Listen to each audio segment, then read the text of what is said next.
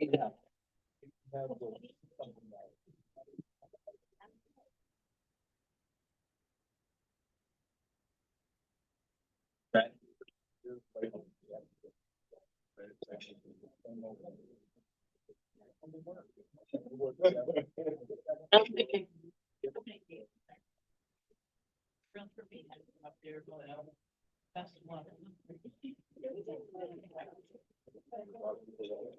did.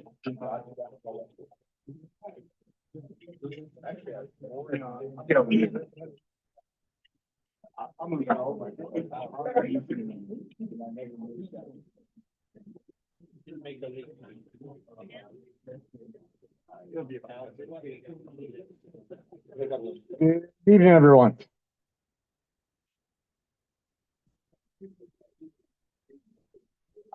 Great to see a full room on the first Wednesday of March.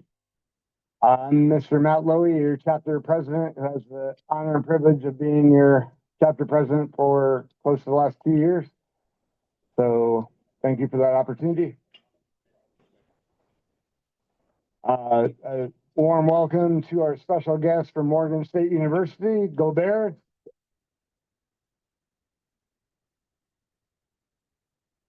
And by a show of hands, who's had that mentor in their career that gave you like a few aha moments that decades later are still with you?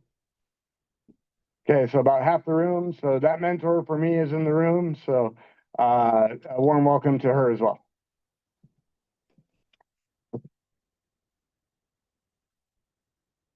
Okay, chapter news on the PMI Global side, the PM Expo, which is the free event where you can earn 10 PDUs in one shot, is coming up on Thursday, March 26th. That'll be a 10 to 3 o'clock event. A combination of PMI staff from opening remarks from the PMI president to different people in Newtown Square, Pennsylvania, who are doing great things, and then some technology leaders. No featured keynote, but a lot of good presentations that you can pop in and out of breakout rooms with. So stay tuned to our newsletter. By a show of hands, has anybody already signed up? Okay, a couple. So it's a good event. They have all of the bells and whistles that come with PMI Global in terms of the virtual experience. So we'd like to see everybody there. Once you sign up, you have on-demand access for the rest of the calendar year. So stay tuned. And it's free. You can't beat free training. So.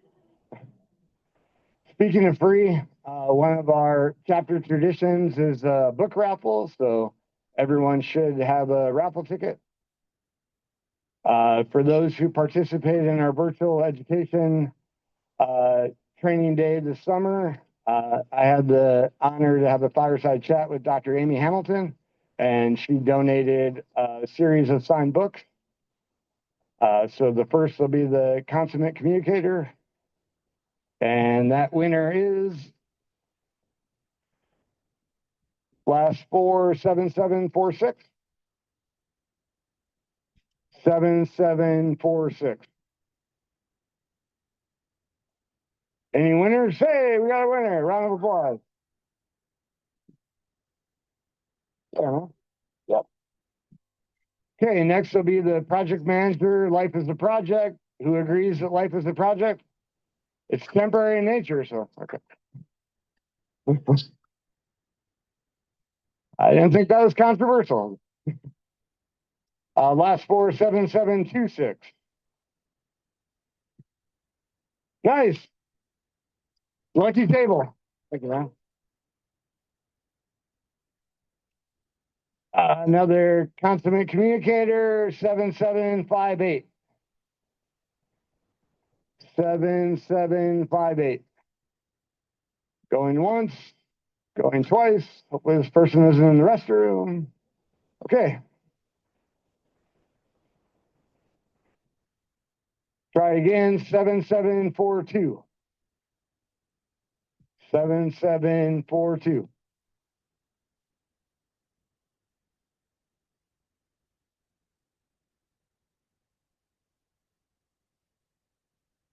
Okay, we got some duds. 7738. Hey, we got a winner.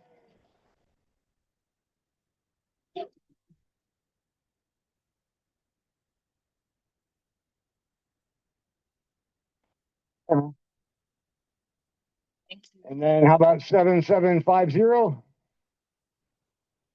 50. Hey, we got one there. Great.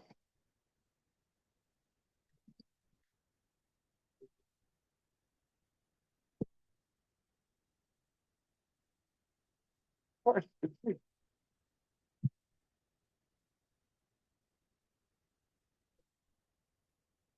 Okay, our next chapter event will be Wednesday, April 1st. This is an April Fool's joke. We'll actually be here. We're in final negotiations with our presenter, so that should be finalized by the end of the week. But feel free to pull any April Fool's jokes on me or the service staff. We're one of the few chapters across the globe that posts 90% of our content on our chapter YouTube channel with claim codes for PDUs. So if you're finding yourself with getting the reminders, you need 20 PDUs, 30 PDUs in the next few months, our chapter YouTube channel is a great resource. Tonight's event will also be on the YouTube channel by tomorrow. So it's good background noise if you're eligible to telework. Congratulations to our recently certified members over the last 90 days. A round of applause for them. A lot of people earning their PMP, so the PMP is still the standard for this industry.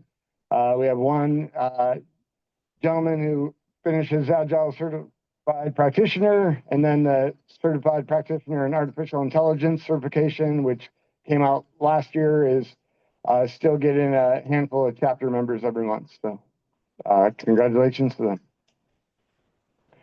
We're also one of the few chapters in the global landscape that have a sister Toastmasters chapter. So we have representation from our sister Toastmasters chapter. So if you guys want to come up. Everyone can improve on their public speaking, myself included. So as you kind of lay out your continued goals for 2026, a Toastmasters group's a great way to network and improve upon that. So.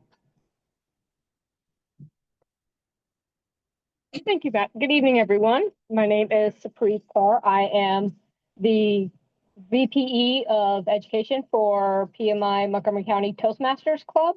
And just a quick little overview of our club. We meet on the second and fourth Wednesday on Zoom. So next Wednesday, we'll be having a virtual meeting. And then we also have an in-person meeting on the third Wednesday of the month at currently Rockville Library. And our meetings usually go from about 7 to 8:30 p.m. And one of the things I do want to make an announcement, for a lot of you here, you guys know Alan, and our club recently had its club contest for the spring, and Alan actually placed first for the club contest and is moving on to the next level. And then I would also like to invite Vim, one of our newest members, to just come up and say a few words.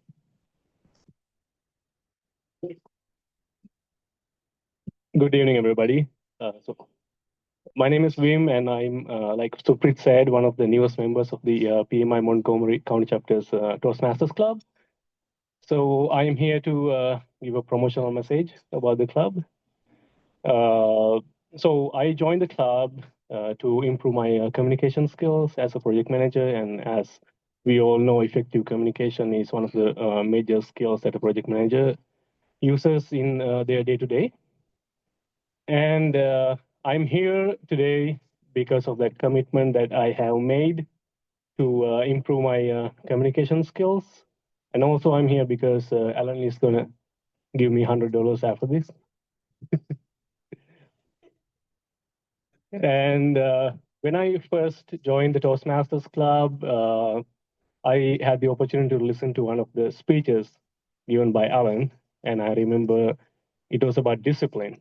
And he said in his speech that a lot of members take the initiative to join, but few carry on because it takes discipline to carry on.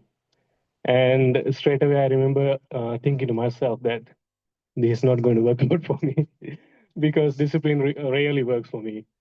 But since I joined in December, so far I've attended about more than 80% of the meetings, give or take. And to be honest, I surprised myself. But if you ask me, the reason why I was able to attend those meetings is because what works for me is meaning and connection.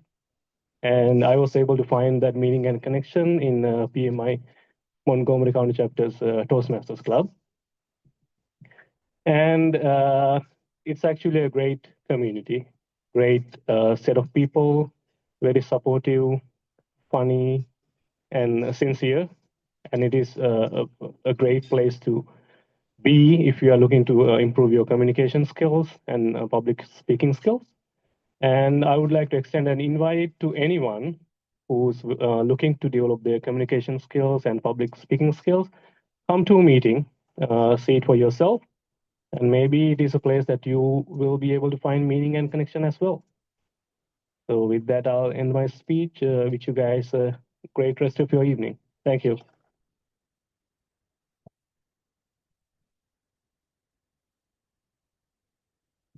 Thank you, Wim. The check is in the mail. Good evening, everyone. My name is Alan.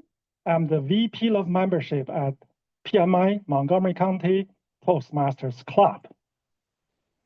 March is a special month for our club. On March 26, 2008, that's 18 years ago, a group of visionary professionals recognized the importance of public speech and leadership. They gathered at the Potomac Public Library and started a simple workshop just to practice public speech. And that workshop continued to grow. And in May of that year, it was officially chartered at the Toastmaster Club and was co-sponsored by PMI Montgomery County chapter. Over the years, the club met in many places. It started in IBM Gettysburg campus, then universities of Shady Grove, La Madeleine Restaurant, and Walter Johnson High School. The locations changed, but the mission stayed the same, helping professionals to become more confident communicators and stronger leaders.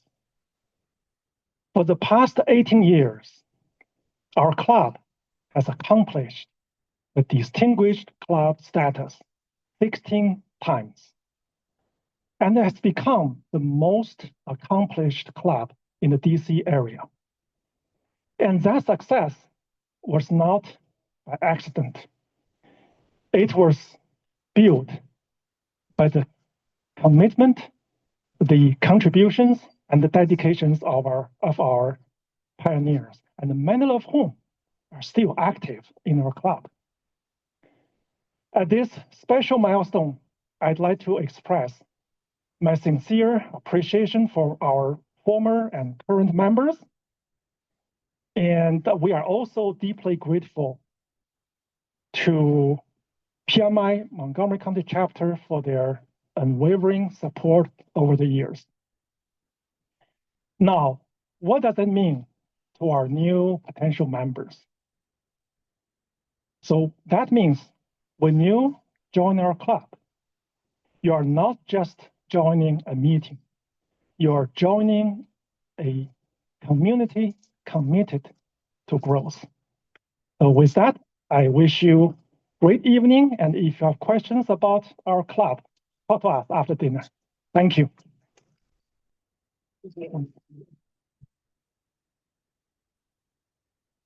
Thank you to our Toastmasters team.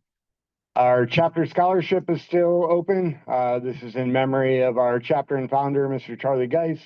will be for graduating high school seniors in the month of May, a $1,500 open scholarship for any graduating high school senior that passes our pop quiz, which is much easier with Gen AI, and then $1,500 for a family member of a valid chapter member. So you can't win if you don't play. So if you have a graduating son or daughter, consider putting an application in. And who's here for the first time? Okay, about half the room. For those who have been here before, you'll notice that we're missing our Vice President Finance and Treasury, Mr. Gene Egri, at the front table. He recently had some car accident, so he's recovering from that. So we send our prayers and positive vibes there.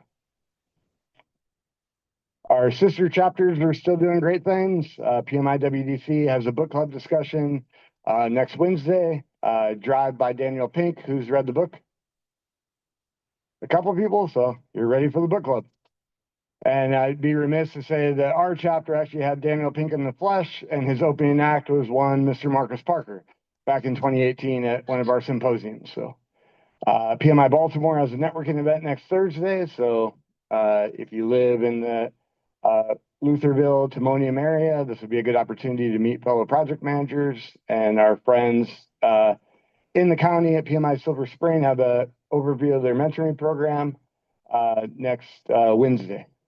So all good events. It's always good to outreach to the local chapters in the area and see all the good things they're doing. Okay.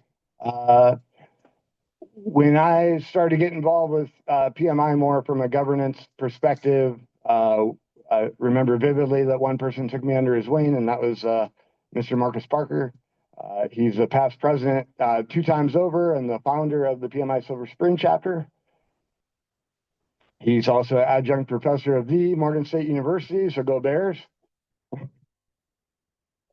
If you look up and down the National Capital Region and people who really care about this industry and training our future leaders, even he's involved with the Scouts in terms of just our future leaders of America, but really wanting to give back, pay it forward. That definition is Marcus Parker. He's speaking to our chapter for the 5th time in our 21-year history, and he's currently serves as a senior manager and supervisor with the Department of War. We can't tell you anything past that without appropriate clearance.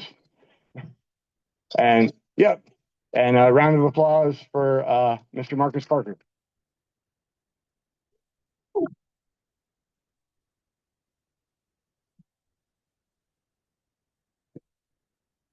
Mr. President, you are a gentleman and a scholar. I appreciate you. I appreciate you. So good evening. How's everybody doing? It's good to see you. Good to see all the smiling faces. And this is my 5th time. I did not remember that. Maybe because I'm 50 and I can't remember last week. Am I doing the slides? Okay. So can we do me a favor, Charmaine? You have a list of Morgan State students that are going to help me in this presentation. Can those students please stand up and come over this way?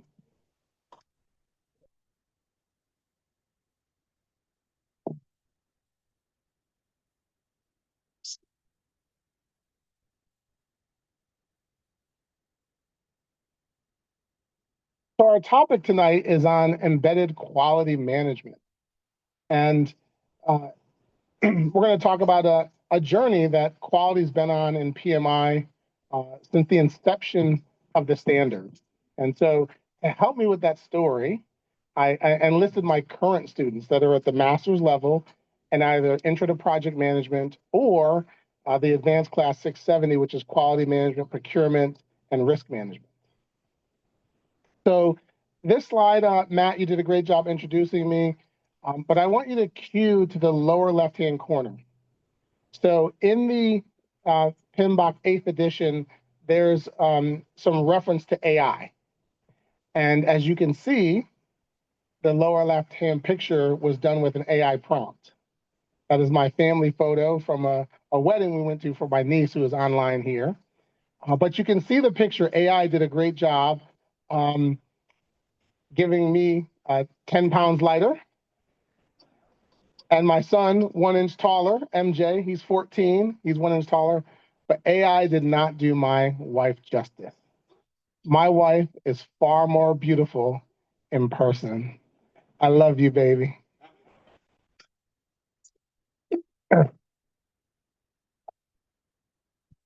So our topics for discussion, we're going to talk about the evolution of the standard and where we've come and where we're going. A new mindset. This is going to be very important and the underlying premise of our presentation tonight. So think about a new mindset. If you're newly certified, you may know it from the 7th edition, but PMI has gone a great length in saying we have to think about the business acumen and why project management is important. Focus on value, customer value, and who are our customers, right? Our customers vary based on industry. And if you looked at the registration list, we have people that represent nonprofits, for-profits, the government sector, healthcare, IT, right? So we're in the hotbed of project management across industries here in the Washington, D.C. Area. So I want you to think about what's that value proposition? Business acumen, and then the core of our conversation will be about the cost of quality, right? And more importantly, what happens if you ignore the cost of quality? Who has gotten it wrong? We won't say they're continuing to get it wrong because I want to believe that they've learned from their lessons. And then who's getting it right? Now, in front of you, the students handed out, can everybody make sure you have a card in front of you? Okay. That time for action is going to be our last, and if you're online, we'll make sure we send it out. Matt, are the slides sent out to people online or they just see it? You'll see the slide presented online. We'll follow up. But if you're online, the slide will be in the presentation. On the back side of it, there's going to be a something for you to fill out and then discuss in terms of your homework assignment, okay? So the evolution of the standard, as you see, PMI came out in 1996. So project management is a relatively new art and science, right? It's not as old as IEEE. It's not as old as chemistry or physical chemistry or chemical engineering. It's relatively new. The reason I put this up here is we are responsible for making sure the next generation of project managers and leaders embrace the standard and also evolve the standard, right? There's new science out there. There's AI, there's social media, there's new tools and techniques that our students are going to be teaching us. So I want to inspire them to write the next chapter in 4 years. McCasey, come up. McCasey is a master's student who has his PMP.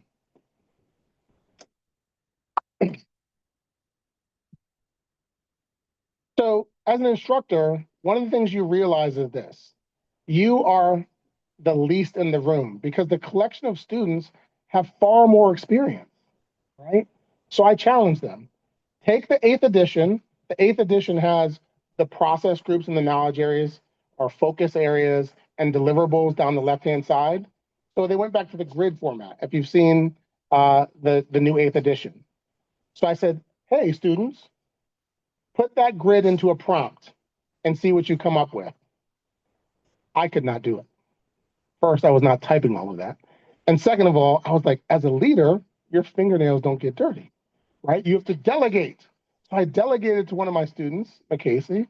And McCasey, you did a prompt, correct? Yeah, that's correct. Thank you. Tell us what tool did you use? And you all have this, the output in front of you. Yeah.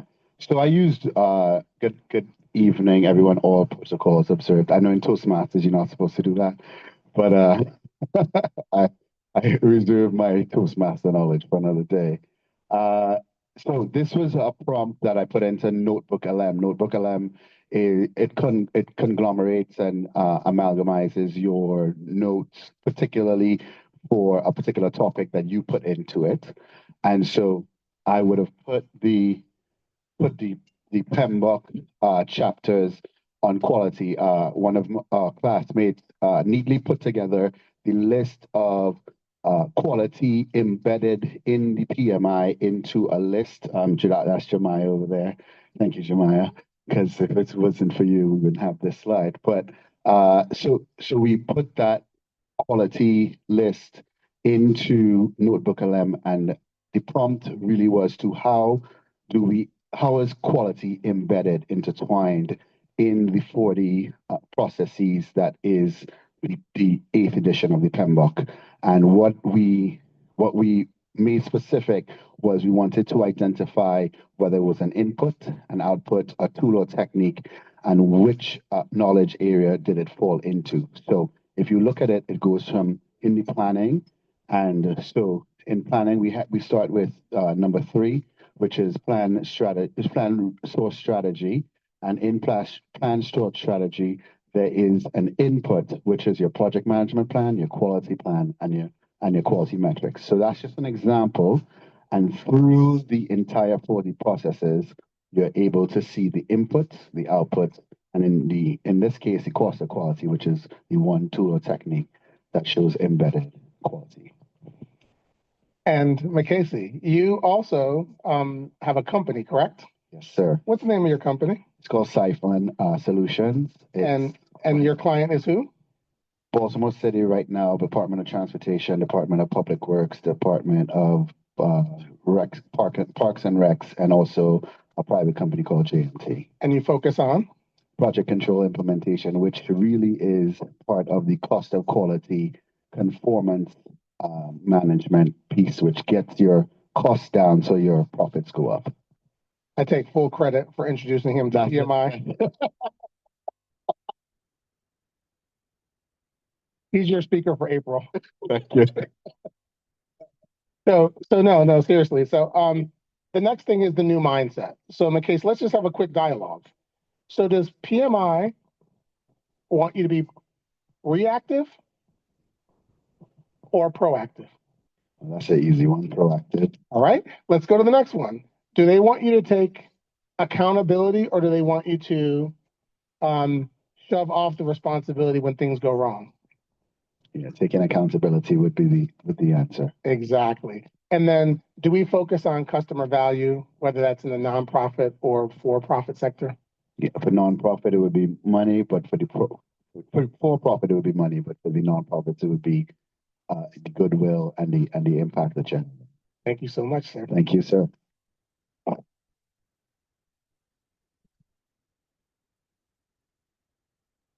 So when we focus on value, take a look at the slide here, and you'll see on the left-hand side, it's tangible, right? So that's hard profit, and we're going to talk about that when we talk business acumen. But the intangible is goodwill, service, right?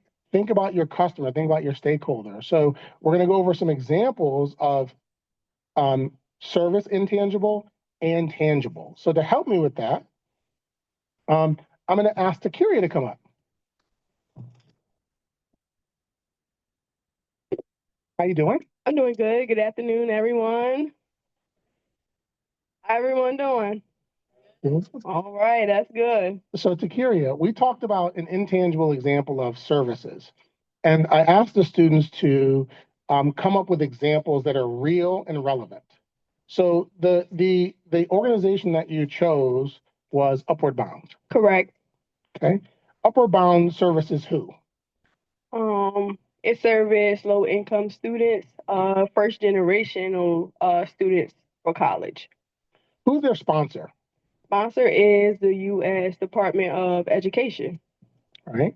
And do you know roughly what their budget is?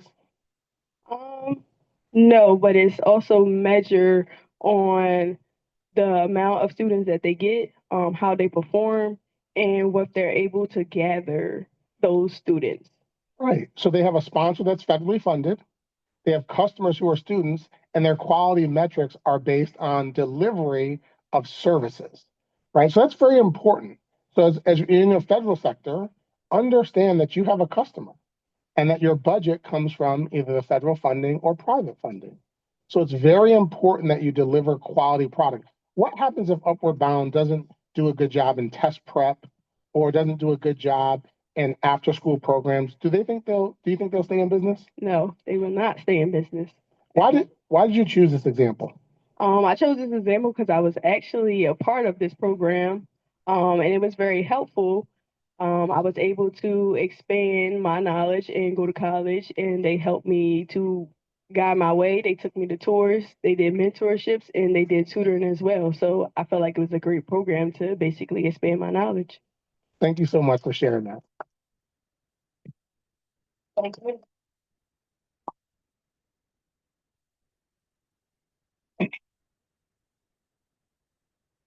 So this one is really important. What's the golden formula in business? I know you see it on the slide, so I'll do it as a review. The golden formula in business is profit equals revenue minus cost. And I tell the students that for the tangible example, because when you get into the work world, shareholders matter, right?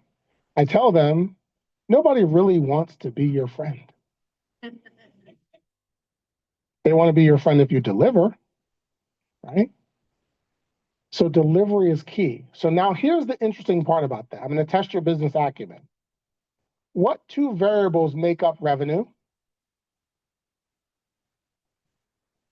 So I'm the son of a Baptist preacher. I can wait. Is that proper, Toastmasters? I'm not a Toastmaster, but I'm a speaker. That's one. Price and what? Quantity sold. All right. So we're project managers. I wouldn't expect you to know that because you're not in the sales department. Those are the perfect humans that have the perfect teeth and they sell everything, right? Selling is key. We're not in the sales department. We're on the right-hand side of the equation in the cost segment. Scope, schedule, cost, right? Triple constraints. What are the two variables that make up cost? These with enough. That's correct. So you have quantity sold, unit price, fixed cost, and variable cost. So now I want you to remember that as a project manager, our job is to ensure we understand the cost and control those costs. Arguably, the largest cost is the cost of quality or the cost of poor quality. Okay. So we're going to talk about the cost of quality. Let's get right into it. On your sheet you have in front of you, please cue your eye to the left-hand side. It's green for a reason, right? Proactive, right? We see the things like training, document your processes, equipment, time to do it right the first time. All of that sounds so cliche. It sounds so cliche. It all sounds right. It's in the textbook. Well, remember, your homework assignment is going to be to tell me what is your training that you've most recently taken. But since you are project leaders, really what I want to know is, what training have you sent your employees to? What is your number one documented business process? What equipment is key for your team to be successful? Right? And then do you give your team and your employees time to do it right in this era of ultra efficiency? It sounds good on a piece of paper, but the last 10 minutes is going to be, I would like you to share that as a table. And then appraisal costs, testing, inspection, and audits. Do me a favor. Everybody pull out your phones, please. And online, please pull out your phones. Inspections and audits are, right, they happen, they come and go. All right. Pull out your phones, be proud of them. If you have an Apple phone, you might want to hold it a little lower because we all know Samsung is far superior. Yeah. All right. See if you're paying attention. All right. So here's your audit and your inspection. Please raise your hand if you've changed your password in the last 24 hours? Please raise your hand if you've changed your bank password in the last 7 days. Please raise your hand if you've changed your LinkedIn profile password in the last 7 days. The majority of you, very good job, have failed your audit of your personal device where you keep your credit cards, your phone numbers, your address, right? So you think it's cliche. If we don't do it for our own protection, what are the chances you're doing it at work? Just something for you to think about. Now, on the right-hand side, we're going to go over an example of if you get it wrong, it's best to be in the upper right-hand quadrant, which is rework or scrap, because it doesn't reach the who? The customer. And the lower right-hand quadrant is the danger zone. That's external to your company or organization. And with this new generation, do you think they'll hesitate to put you on the internet? So could you imagine, project managers, your mistakes being publicly listed on any social media platform, from Twitter to or X to LinkedIn to Facebook, right? And all the things above. So we're going to go over some examples. I'm going to call up, I think it's Jemiah, right? Come on up.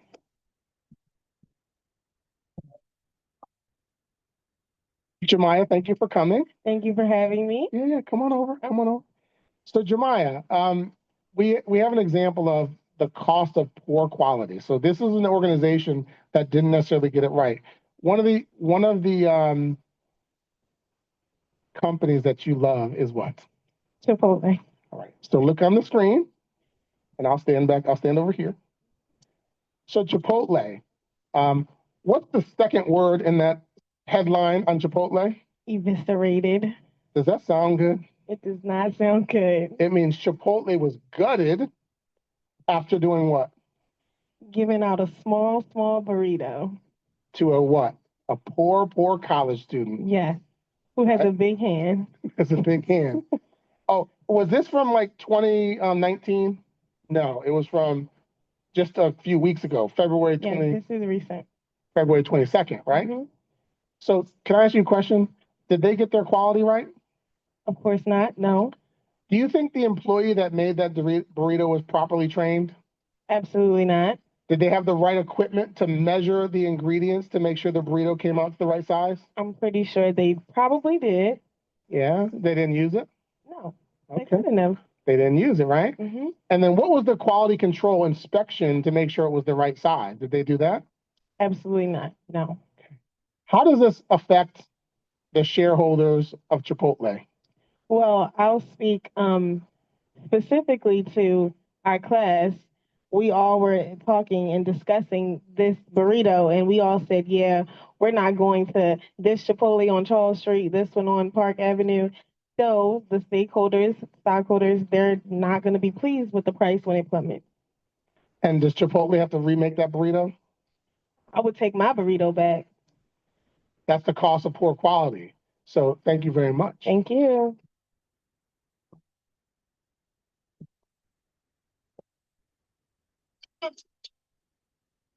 So let's go a little more high tech. I think Boeing is in our backyard. Maybe people are here that work for Boeing.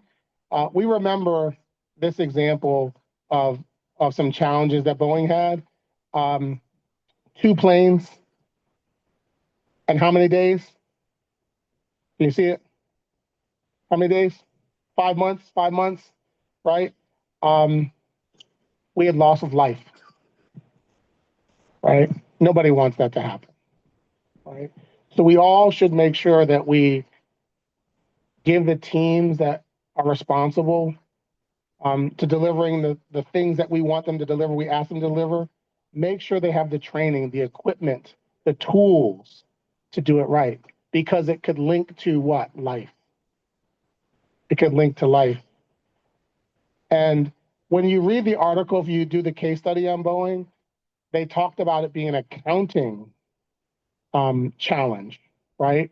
The whistleblower said they were trying to lower costs to make sure they maintain schedule and shareholder value. Therefore, the assembly lines were rushed and didn't have the right equipment. And unfortunately, 346 souls lost their lives. Boeing is paying dearly for that, in the billions. Do any of you reach in your pocket? Do you have $1 billion? Maybe in monopoly money?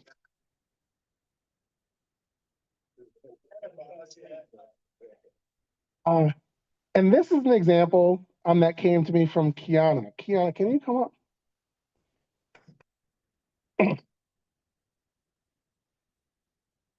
So Kiana's not a current student, she's a past student, but when we sent this out to students, she shared this example.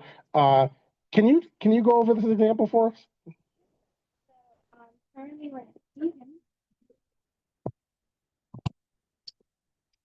Right now, I'm interning for a company called Seven Multi-Site Solutions, and what we do is manage externally manage the construction process for a couple of different places. This one here was a quick service restaurant or fast food. So this wasn't our work, but we did a pre-construction meeting. And here, I don't know if you can see this really small, but the asphalt subcontractor covered the stormwater drain. So I'm not sure how that passed permitting, but if that were to fail a permit test, which likely today it would have cost the company, the client, not only more money to redo the work, repay the cost of labor, but also about $10,000 per day in revenue would be lost.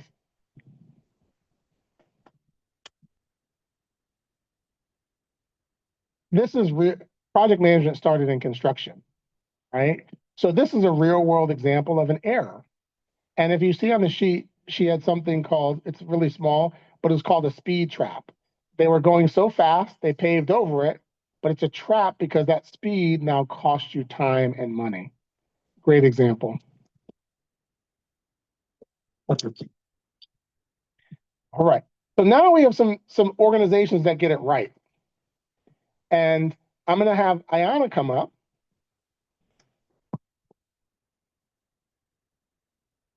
Good evening.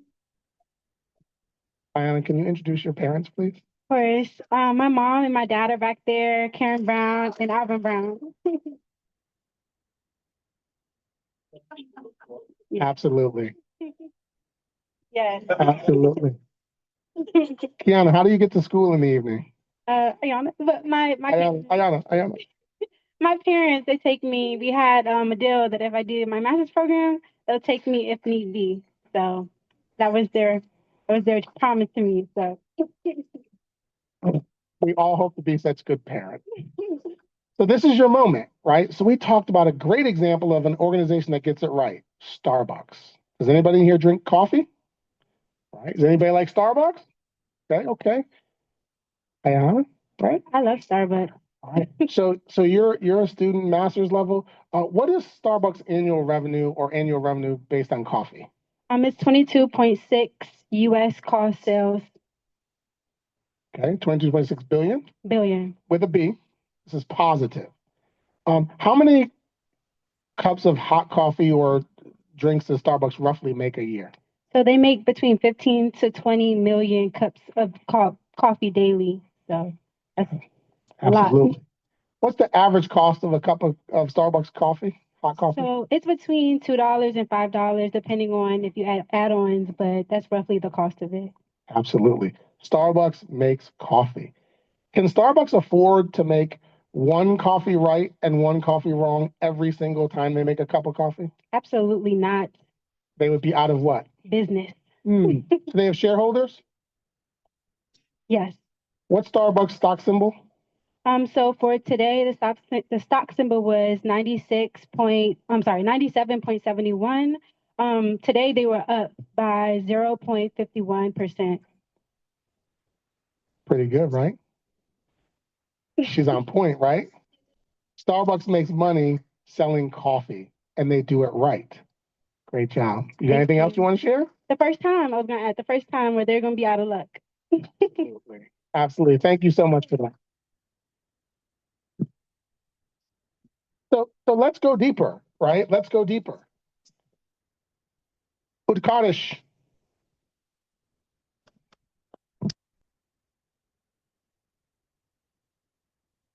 Good evening, everyone.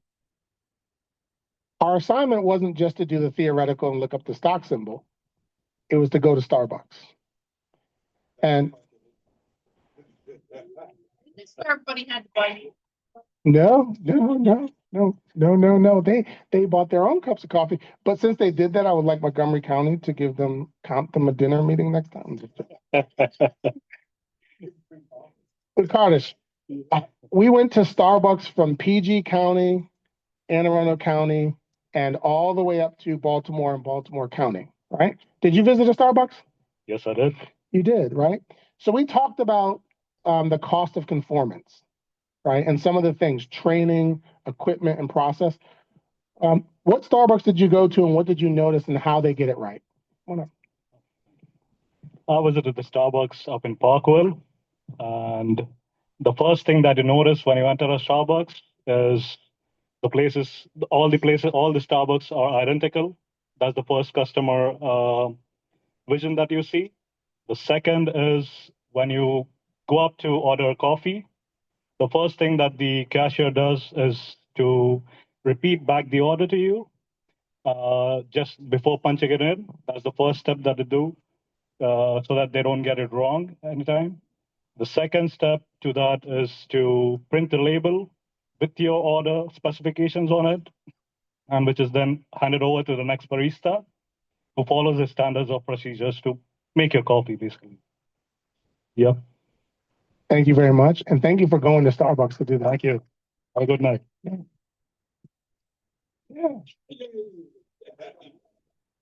And his partner and classmate and cohort, Manish, come on up.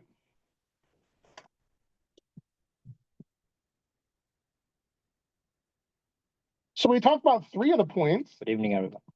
Yeah. The camera's right here. No, you're going. So which Starbucks did you go to? So I visited the Parkville Starbucks. Did you notice any additional things Yeah, I did. you want to share with the group?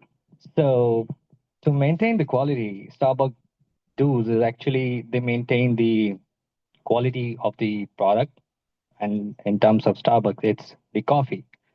So the Starbucks they import their coffee mostly from the Pacific Asia and the Africa and the Latin America. So they make sure they import their coffee to the same location so that the taste of the coffee doesn't change. The second thing is the training. So the Starbucks makes sure that the baristas complete their 2 weeks training program before the onboarding so that they can make the perfect coffee for you. And the third thing I noticed is the the Starbucks have the perfect equipments for the procedure to come. I mean, as the Starbucks have more than 86,000 combinations of the coffee, so they need to have a perfect equipment to make the coffee right at the first time. And the last thing is when they deliver your order, they will repeat your order and call for your name so that they don't have to make it again. So yeah. Thank you very much. That was accurate. Great job. So as you can see, a multi-billion-dollar company gets it right, and they get it right a lot. They sell 86,000 combinations of coffee at a clip of $28 billion of revenue. Their local stores, all the way from Anne Arundel County to PG County, Baltimore City, Baltimore County, all have the same equipment, same training program, and same product delivery. Do we have that on our projects? No. Now, we all pulled out our phones and we're gonna change and transition into something very serious, right? So we talked about our cyber hygiene of our personal devices. So many of us may be in IT, and this word audit is very important, or inspection. So behind you, if you work in the federal space, there are 3 organizations that do cyber hygiene audits or inspections. The first is CISA, Cyber Infrastructure Agency. They're external. So they will do external audits on performance and compliance. Now, you might think IT is in a closet down the hall, but IT is what runs most of our organizations. If you have a laptop or a phone, you have to make sure it's secure. Does anybody know what the last cyber hack of the federal government was and how large it was? You don't know. And a lot of people that you know in this area or even in this room, their information has been compromised. Full name, address, social security number. It is very serious. So us as project managers, why this is important is we fund the training, the equipment, and the processes for our IT departments. It's our responsibility to make sure they have the proper budgets and the equipment and the time to make sure our critical infrastructure is safe. The next organization's OIG, Mr. Brown. Can you stand up?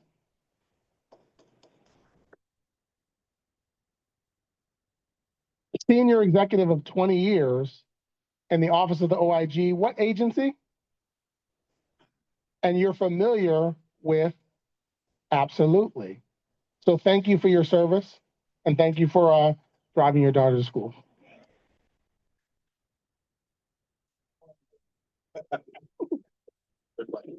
Both. GAO, Government Accountability Office, they do audits of IT systems compliance and FISMA overall. So if you don't know what FISMA compliance is, please take that as a homework assignment to look it up, right? So I want you to be forever changed based on this slide. And we are in a very geopolitical environment now, right? There's a lot going on in the world. Without saying, you know what's in the news.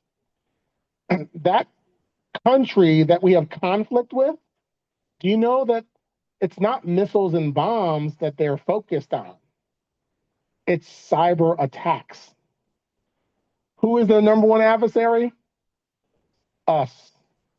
So what I would like you to do is look up these organizations, go back to your organizations and ask, when is our next cyber audit or inspection to make sure our cyber hygiene is up to speed?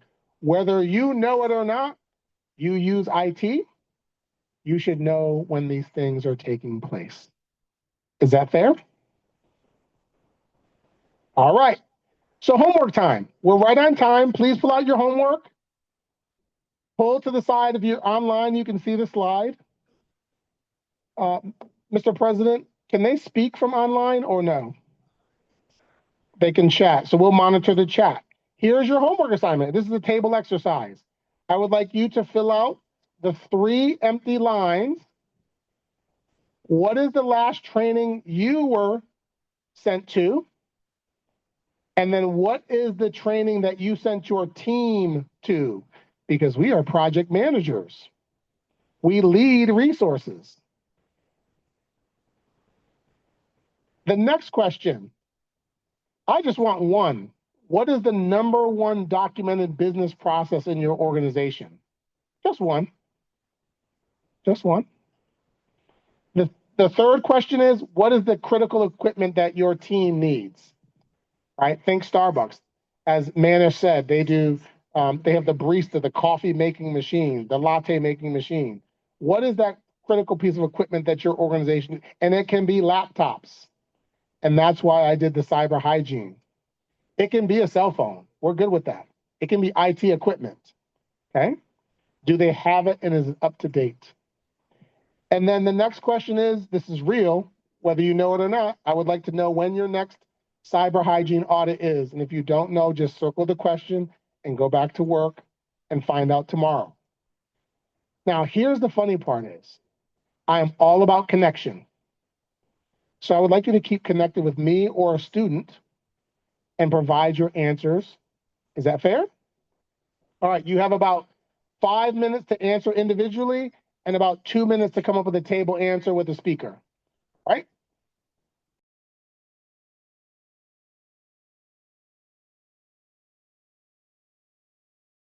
Dialogue, and it sounds like we have some good answers. So can I get a volunteer to come up from the table? Who wants to go first? Let's go table 3. Who's our spokesperson? Come on up quickly. All right. So the project managers at table 3 said their training, what was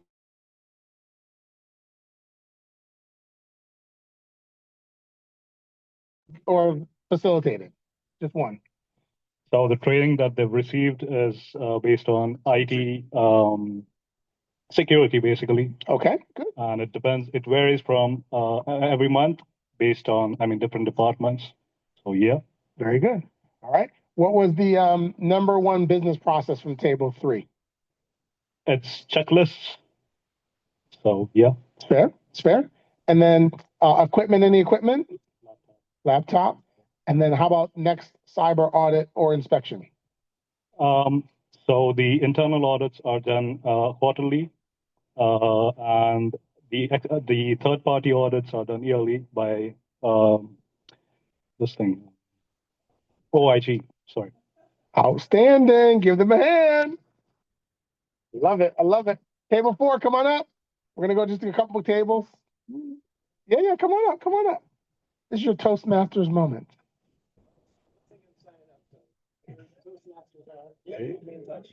Okay. All right. So what's your name? Dave. Nice to meet you, Dave. Nice to meet you. Dave, what was the training that your team has received or has provided recently? Collectively from the table, we're kind of cheating here because it's both the training and the process we documented. Okay. Business process mapping. Outstanding. Outstanding. And then what was there any equipment that goes along with that business process mapping, or was it unrelated? Unrelated laptops, just Daryl's computer equipment. So there's a theme.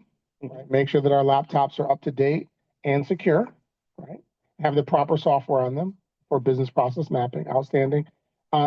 Did your team discuss any upcoming audits for cyber hygiene? A member of our table just this morning had a IT disaster recovery audit. Did you pass? Yes. Yeah. Great job. Thank you so much. Thank you. Future president of Toastmasters. All right. Any other table want to volunteer? This is good. This is good. Let me see. Dude, come on up. All right. And then we'll go table 8. Come on up, table 8. And then we'll go this side of the room. Hello, folks. Hello. Chinadu, graduate of Morgan State, and was at the last month dinner meeting. So welcome back. And a newly joined member now. So thank you all for having me. All right. All right. So what did your table have? So my table was very interesting because both of the gentlemen at my table were like kind of team of one, a company of one. So they had an interesting perspective, but I kind of wanted to share what's going on at my work because what I do is not the typical place where you think you'll see project management. So I work at a community center. I work at a community center in the city of Baltimore. And we offer like multiple different services for low income folk, youth, et cetera, et cetera.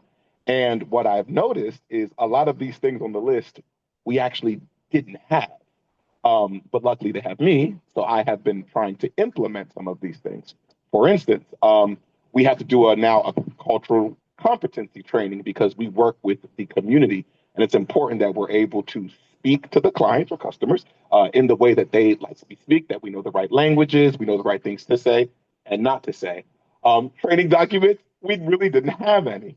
So now we're creating those SOPs. We have forms for electronics that we had, which was another thing, loss and prevention.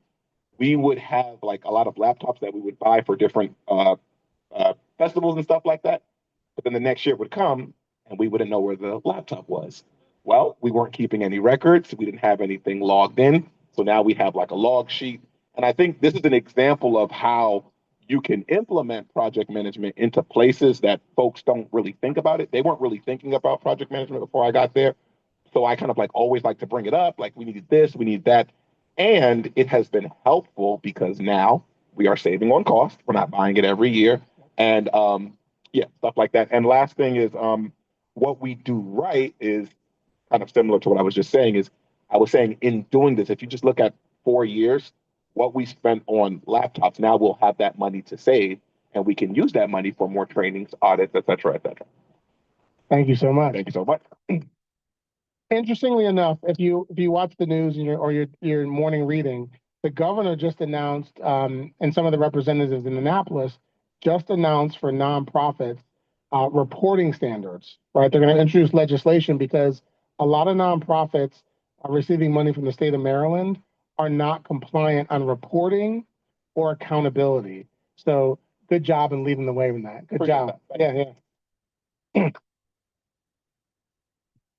So we'll wrap there, and I hope this was a thought-provoking presentation in terms of quality, the cost of quality, making sure that you as leaders give your team the proper training,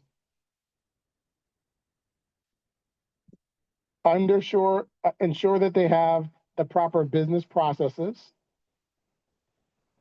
the right equipment, and the time to do their jobs right.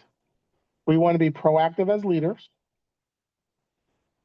ensure that we guard stakeholder value, we understand scope, we deliver ahead of schedule, and we control or come in under cost and deliver the proper embedded quality.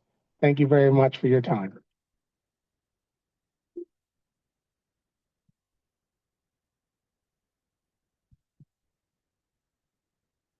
Another round of applause for Mr. Parker.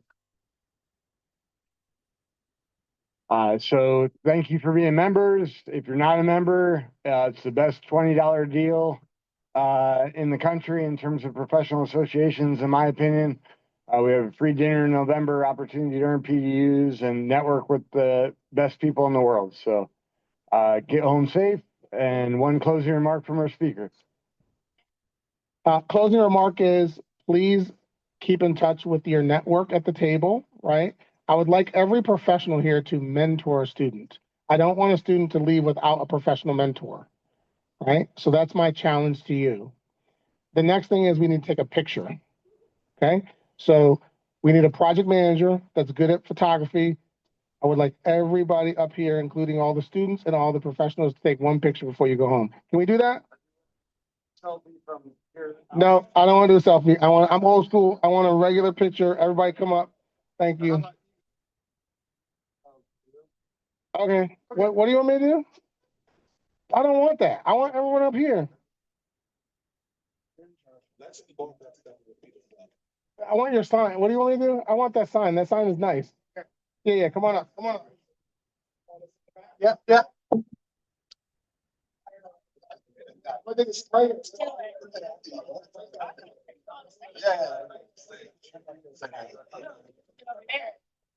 Should we do it right here?